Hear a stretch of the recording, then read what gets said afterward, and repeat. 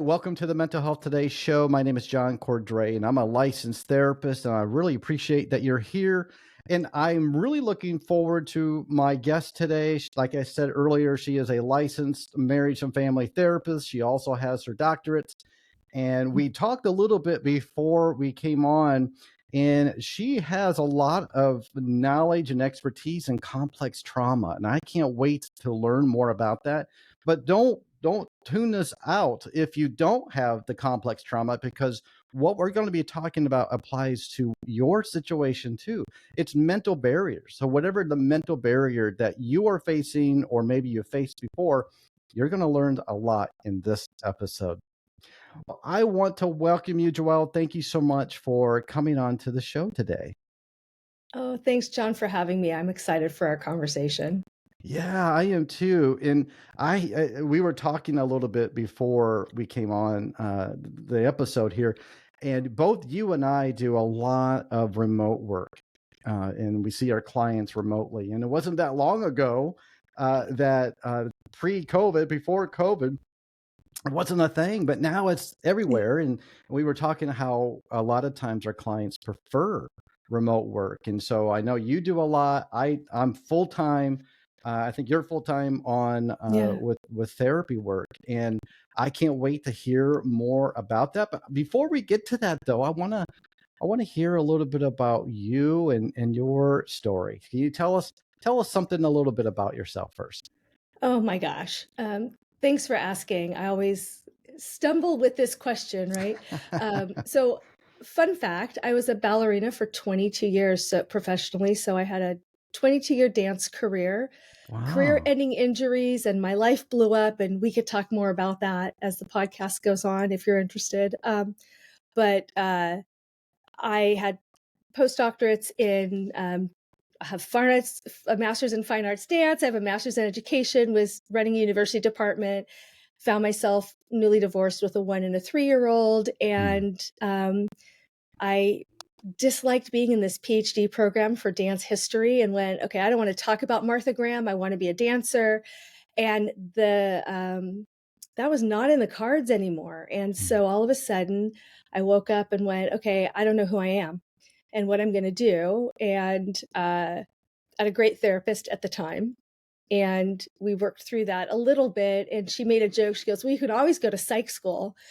And I laughed and I said, yeah, whatever. And 2 weeks later, I was enrolled in a psych program and I go back to therapy and she's looking at me like, what have you done? You are in no way, shape, or form capable of being in this profession, because I was in the throes of my own trauma, Hmm. and trying to cope. And I'm like, yeah, I'll do it anyway. And it's so, I laugh. I went to a 3-year master's program for marriage and family therapy, specializing in trauma. It was an extended program. And I think I spent the first 18 months curled up in the fetal position, Hmm. in the corner going, I can't do this. And I would go into therapy every week and she would laugh at me, which was fair. I mean, honestly, it was a fair reaction, and say, I told you so. And then we would process where I was getting stuck. And eventually the career took off. And I loved doing this as much as I loved being a dancer. But it was quite a pivot. Hmm. It sounds like it. Wow. So you said it was a career-ending injury, and then now Yeah. you're a therapist, and so that, talk about a barrier in your life. Yeah. And Yeah. you had hopes and dreams, and you were really following that, and then the accident happens, and now that's over. Wow, what was that like? Do you remember the thoughts that you were having at that time? Yeah, and it wasn't one accident. It was slow, this kind of slow progression, and I had stress fracture after stress fracture, and I just wasn't healing. And I stopped performing for a while and was focusing on coaching and teaching. And eventually, the orthopedic surgeon is like, "Look, you've got a choice. You can quit and keep walking, or you can never walk again." But that's where we were at with this. And Wow. so I was in denial. I think I was like, I'm a classic perfectionist. I'm like, that's okay. I'll heal. I will will myself to. So I was in denial. I was doing everything we train our clients, or work with our clients not to do. I was doing, not taking care of myself, not paying attention to my body, and certainly not listening to the doctor. And I wasn't in therapy. And so, as my life was unfolding with all of the traumas, some of them were known to me, some of them were coming up because I was finding myself constantly triggered and not understanding that, but also quitting therapy. I would start and then I'd quit. I'd start and I'd quit. So I was in this vortex of, like I said, feeling like my life was starting to implode. And what I kept holding on to is this is all I've ever done. I've been a dancer since I was 3 years old. I was a professional dancer at 16. I transitioned from being a ballerina to being on stage to being in film. I had made all of these pivots within dance. And so I'm like, I'll just pivot. I'll just do that again. And it wasn't happening. So then the doctor gives me this news, and I just remember thinking, I won't be anything. I'm nothing. That's such a strong, powerful statement that would, I'd spend years working on. I'm nothing if I'm not this, which is not the truth. And when I hear it now, right, I realize how far in the overwhelm, pain, anxiety, shame, guilt, all of it. I was so far in it that I couldn't see that there was other things that I could do. Yeah, it became the thought that you were having became a belief, Yeah. which then became a barrier for you at that point. Yeah. And I think that's such a key what you just said, because so many people, they have this thought that turns into a belief, that turns into a narrative, that turns into catastrophizing, that turns, Yeah. so it's just this Yeah. repeated Yeah. around and around thought loop, and they feel like their identity is shattered, their future is gone, and it's that barrier in trying to overcome that. And you somehow you did. So you became a therapist, and your dream Yeah. was shattered, literally. And Yeah. then you pivoted. And so you had these thoughts, and then you made that pivot. What was it? Do you remember? Do you remember what it was that finally you said, okay, I can't change what happened, but what I can do, I can look at my future. Do you remember that transition or that milestone for you? Yeah. And I think the realization of that came later. At the time, this became a core belief. I don't have value if I'm not dancing. Mm, That was just, it was mm, to my core what I believed about myself. Um, and so even while I was going through school to be a therapist, that was still that core value is, well, I don't know what my value is going to be. The turning point for me was, and the reason I decided to go to school to be a therapist was sitting in my therapist's office thinking, I don't ever want anybody to feel the way I feel. I feel so mm. bad.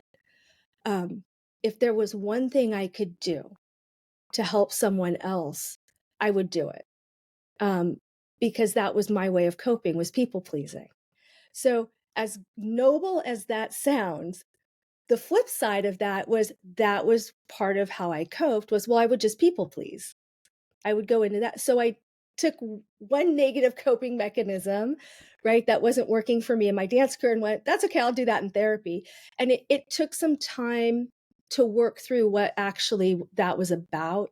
The question that you're asking is, when did I realize the shift came later when I was doing very deep trauma work and moving from a space of understanding um, being a victim and victimhood to embracing this idea of being a survivor to then switching over to DBT, radical acceptance, post traumatic growth, and understanding that even identifying, for me, this is not true for everyone, but for me personally, identifying as a survivor kept some kind of power over. And I moved into this concept of radical acceptance and thriving. I am the sum of all of my experiences, good, bad, and indifferent. I can't change it. I didn't cause it, didn't create it, can't control it. So I can stay stuck there, or I can keep that part of my narrative and move forward anyway. And that was that shift. And it came later with doing some deeper work. I love that. And we all have choices. Every single day we have choices. There are things that we cannot control, like you mentioned. And so when something happens, we have a choice to make. And whether we get stay stuck or we move on and move forward and grow. And we're talking about overcoming those mental barriers. And I know you just described your own personal mental barrier, but I also know your work, you help so many others who are struggling with a lot of trauma in their own lives. How do you do that? How do you walk through with somebody who is, let's say, complex, a lot of trauma? Yeah. And so how do you work with them to help them overcome their limiting beliefs or their I know you mentioned this earlier about when you were thinking about yourself, it's something wrong with you or something bad Yeah. about you. And so how do you help someone work through that? Because it's kind of a belief. A lot of people have this Yeah. belief that they're not valuable anymore. How do you help them with that? Yeah. And whether it's trauma or it's life transition, whatever's going on for clients, I start in the same place. And that's really important, which is skills. And what I don't want to do is take somebody's coping mechanisms, whether they're healthy or not, and try and dismantle that really quickly because there's nothing to replace that with. And so that leaves people with even more, anxiety, stress, pain, right? With trauma, it can re-trigger people. So we start with skills. And it can be anything from I just want you to, take 3 deep belly breaths when you're feeling your shoulders in your ears, right? I just want you to try taking 3 breaths, roll your shoulders, and that's it. Just do that. If you do it once in the 7 days, in between our session now and our session next week, cool, you have won, right? If you remember to do it once, the hardest thing about changing and changing a belief pattern is remembering that it's a practice and it's not a one time, one fix, one solution. I wish I had a magic wand. I would love to be out of a job. I really would. Hmm. Um, but it is a practice and it takes such a long time. Simple concepts, but very difficult to implement. So for me, it's one little thing and getting someone's buy-in. What does that look like? Well, I don't want to wake up sad. Cool. I hear you. What does that look? Tell me what that looks like for you when you say, I don't want to wake up sad. If you had a magic wand, right? What would tomorrow look like if you weren't sad? So I try and get this overall picture. And people can do this at home that are listening, right? Thinking about where you are now with whether it's a belief, it's a problem, it could be a temporary problem, could be something really deep. If you had a magic wand, what would tomorrow look like if you changed nothing but the one problem? Right. And so when we get that, then we're like, okay, what are the steps that we can take to get there? Right. Whether that's thought stopping, whether it's breath work, whether it's going outside, people say, I want to implement exercise. Right. I hear this a lot, especially around the new year. People want to, implement an exercise program. That's really hard to do. So I start with, all right, go walk around the block. When you end your day, go walk around the block. Don't go any farther. Just walk around the block, right? Chances are people will come in and say, I could do that. Yes, you can do it. You can. So now what it would be like to walk around the block twice. Because people go from, I can walk around the block to now I'm going to run a mile with no in between. And then when the failure sets Mhm. in, right, they're like, forget it, I can't do it. And Right. that negative belief of I have no value starts to come up again, right? Mhm. Because I Mhm. failed again. So I start there, just small things that may seem um, easy to, right? Just small little things of how can we start to make behavioral changes that are going to stick so we can make the really big Yeah. ones later on. Yeah, I love that. And so often when I know when I talk to my clients, they're hurting, they're coming to me because they're hurting. And that's their biggest priority is I don't want to hurt anymore. I don't want to Yeah. be sad anymore, just like you said. And I get it. And that makes complete sense. We don't want to be sad, or we don't want to be anxious like we are. And so we want the solution. We want to flip off a light switch. We want to hit the easy button. We want to take that magic pill. We want, and I get it. That makes sense. But that's not how healing works, is it? So it doesn't No. work instantaneous. And it's a process. It's a journey. And I think I loved how you framed it, that you help them try to come up with what are some ideas that you have, and let's start slow. Let's start small. It's not all or nothing here. We want small, incremental, sustainable progress. And I love that I think that's so important. Yeah, and I love the light switch because that's how I explain it, right? Mm, It's we're acting as it's a light switch. It's on, it's off, it's on, it's off. And we need to build in a dimmer switch. So when people come in and they say, I don't want to be sad anymore, if I were to say to them, well, that's not realistic. Sad is a real human emotion of like, you want to watch a movie and cry if it's sad, right? That doesn't resonate. That's ridiculous psychobabble. It doesn't work for anybody. But if we can get to a place where I said, okay, look, if you had sadness on a dimmer switch and you could turn it down when you don't need it, right? It's still there for you. So when you want it, it's there. You don't have to give it up. You can turn it back on, right? But it doesn't have to stay stuck. That works for people. They're like, oh, okay, I get that. Because part of it is I don't want to lose myself. mm, And I'm so afraid to lose, or I don't want to lose the experience, right? mhm. Even though it's not giving me anything positive anymore, I don't want to lose it. It's still part of that narrative. It's part of me. Yeah, So, all right, what if you kept it and we just made it in the background of your thinking, not in the forefront of every decision that you're making, every experience that you're having? I like that.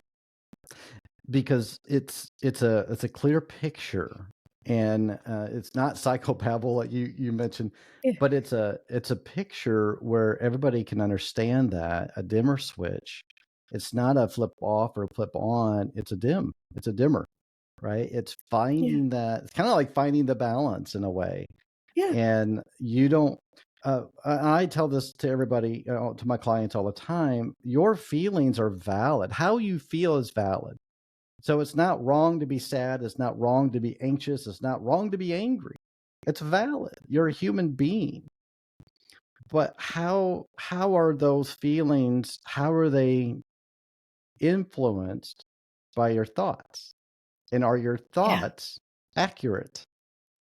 And I think a lot of times another mental barrier is the thoughts that people have either about themselves, about their situation, or about others, and they come up with these thoughts that are not accurate. I talk to my clients that it's circumstantial evidence. You're believing circumstantial evidence. You don't have any Right. proof for it, right? And then that can Yeah. influence how you feel, which then can influence how you behave.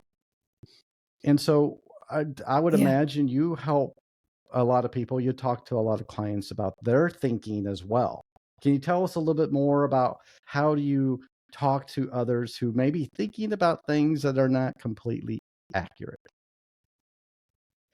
Yeah, I use this similar language, right? That, okay, prove it. I tend to be more in your face, I think, as a therapist. But I so a lot of times I'm like, all right, well, prove that. Give me the laundry list, right? Why do you actually think that?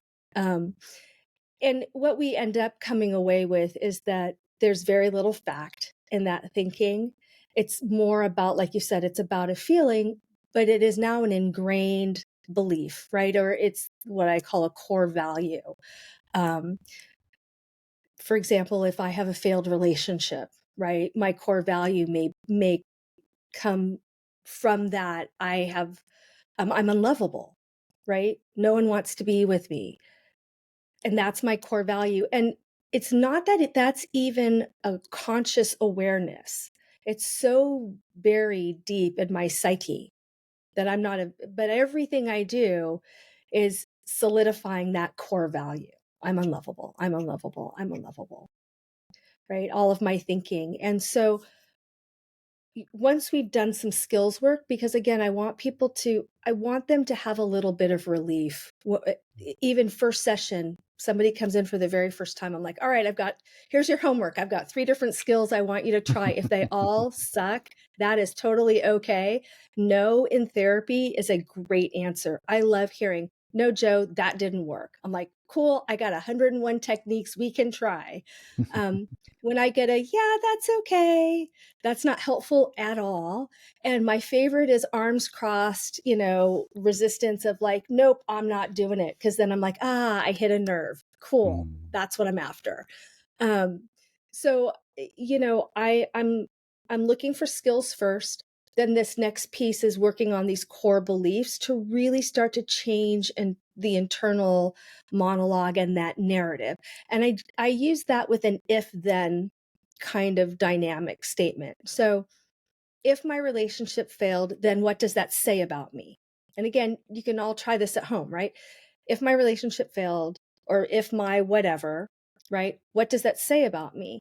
Well, it means that I was a terrible girlfriend. Okay, if you were a terrible girlfriend, what does that say about you? Well, I suck in relationships. Nobody's going to ever love me. Okay, if no one ever loves you, what does that say about? And eventually we'll get to that core belief of I'm unlovable. Do you really think that? Do you really right now sitting with me in your heart of hearts believe that you are unlovable? 9 times out of 10 in that moment, people say yes. And I say, that's really painful. That's really painful to sit with the fact that you believe, not just feel, you believe in your heart of hearts that you are unlovable. And right?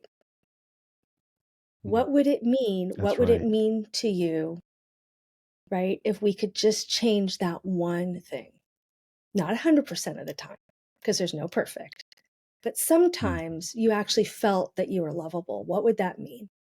So we start, when we go from there. I like So that. this if And then. yeah, that's a great technique and a great practice.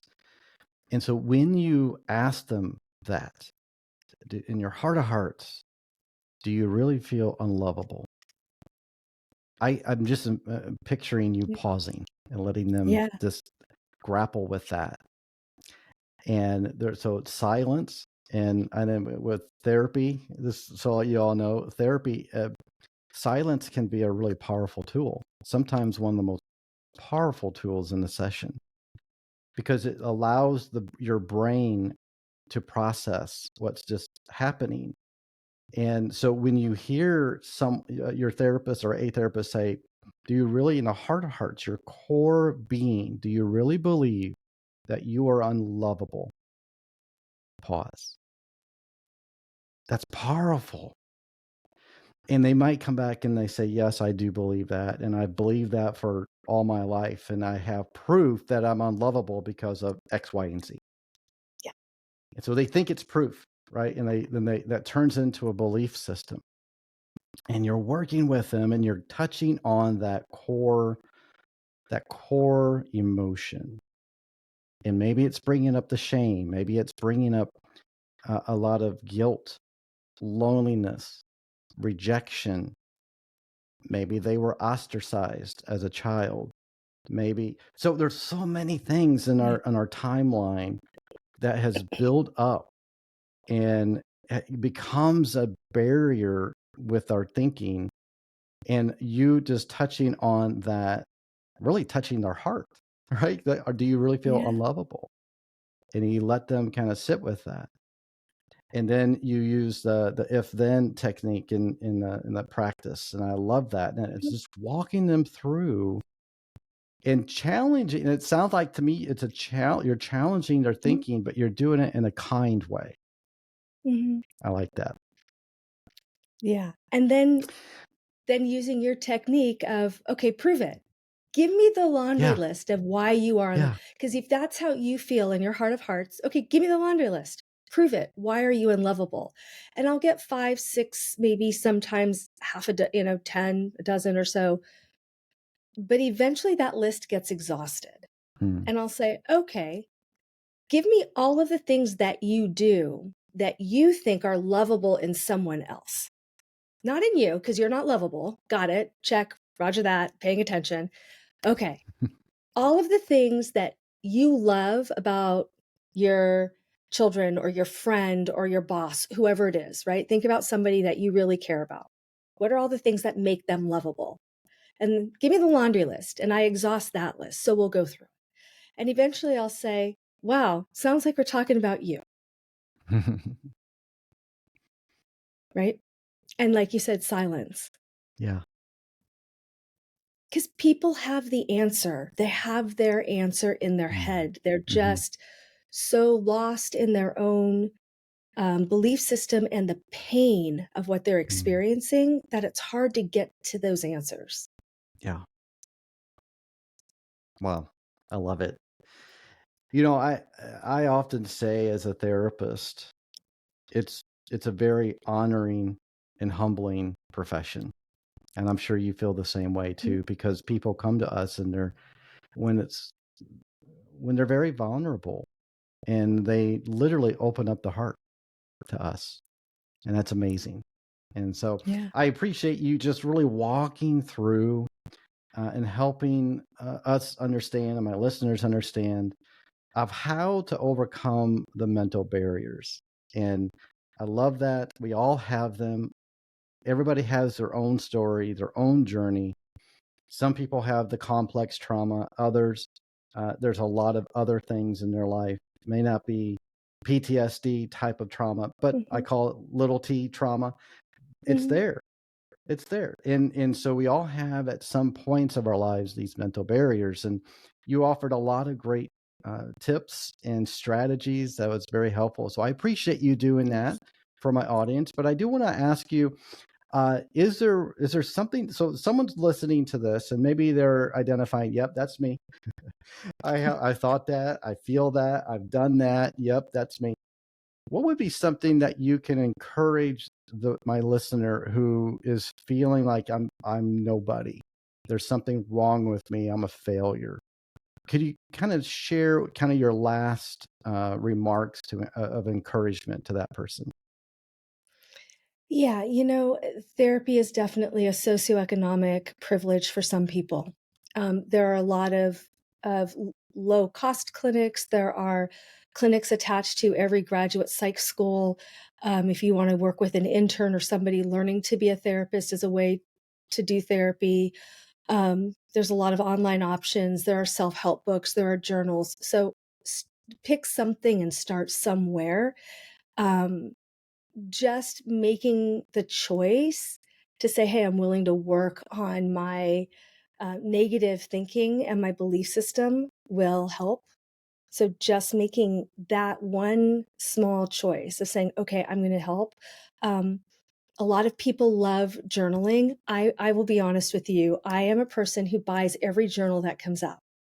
I buy them all, workbooks and journals and on every subject and pretty ones and not so pretty, it doesn't matter. And I don't use them. I Hmm. write journals for a living. I have a new one that just came out. I am the worst patient ever. I just don't do my homework. I would love to tell you that I have this great journaling practice, and I don't. And what I realized, and we teach this stuff. I still have my own negative thinking that gets in my way, right? And my roadblocks, and journaling was one of them. And it's a great place to start. And it was really hard for me to do that as I lose my AirPods for all of you watching or paying attention if we don't edit this out. Um, so with journaling, it's a great place to start. And so what I finally came to realize, I was doing a podcast, true story, 6 months ago, and I still go to therapy because a lot of us therapists still go and do our own therapy. Um, and I was saying to this podcaster. We were talking about journaling, and I said, my problem with it is I want to be good at it. There's the perfectionist coming up again, right? I want to be good at it and I'm not.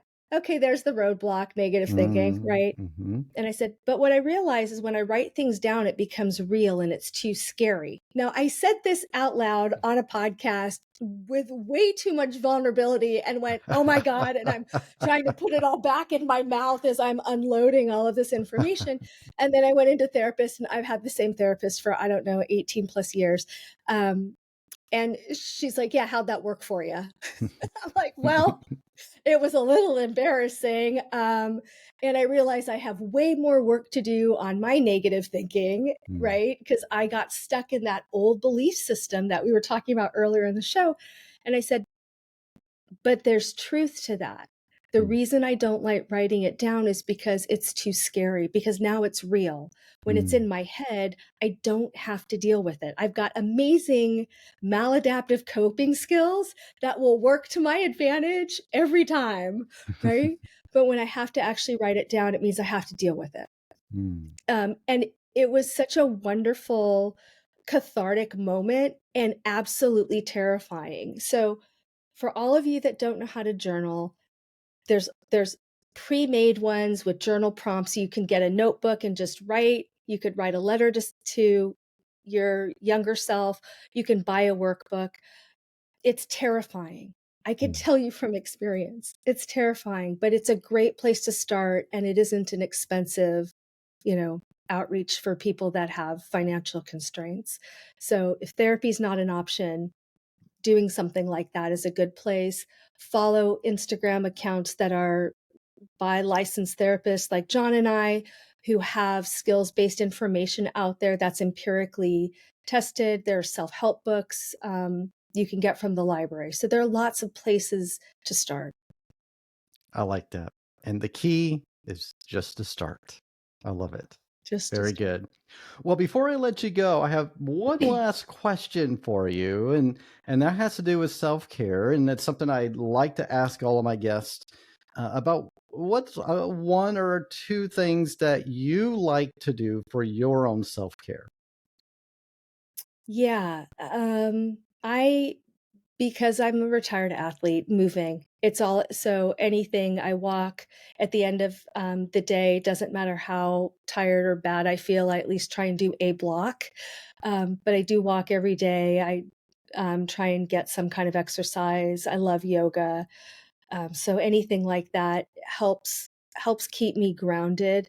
But I'll be honest, I am learning just like everybody else is. I'm just a little farther along in my learning process than maybe some of your listeners. You also may have listeners that are way farther along than me.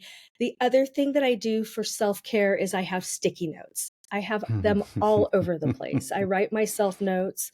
And so if you were looking at my screen or my computer, you would see I have two. One is a quote that says, "It's not my job to be popular. It's my job to make hard decisions," which is hard for me running a business as a people pleaser. And the other one is an acronym called WAIT, which I took from my clinical director. WAIT, why am I talking? That is the other thing, because I will talk instead of paying attention to what's going on in my mind, in my body, and in my soul. So putting a pause button on my own self, taking a breath, and really paying attention to what's going on helps keep me grounded. Oh, I love that. Thank you so much. I appreciate that. Well, and I also appreciate you taking time out of your busy schedule and coming on the show and just talking about encouraging people to overcome their mental barriers. And I think that happens a lot for a lot of people. And so this is a very timely topic. And thank you for your expertise. Thank you for what you do and all the people that you meet and talk to with your clients. I really appreciate that. And so thank you for your time today. Oh, thanks for having me on the show, John. It was a lot of fun. Yeah, you're welcome. Well, and I want to just mention to all of you who are listening to the show, thank you so much. If you've been around for a while, you know I appreciate you. And if you're new, thank you. I would love for you to follow the show as well. Take care, my friends, and continue to work on your mental health. Continue to work on your mental barriers. Thank you so much. Bye bye.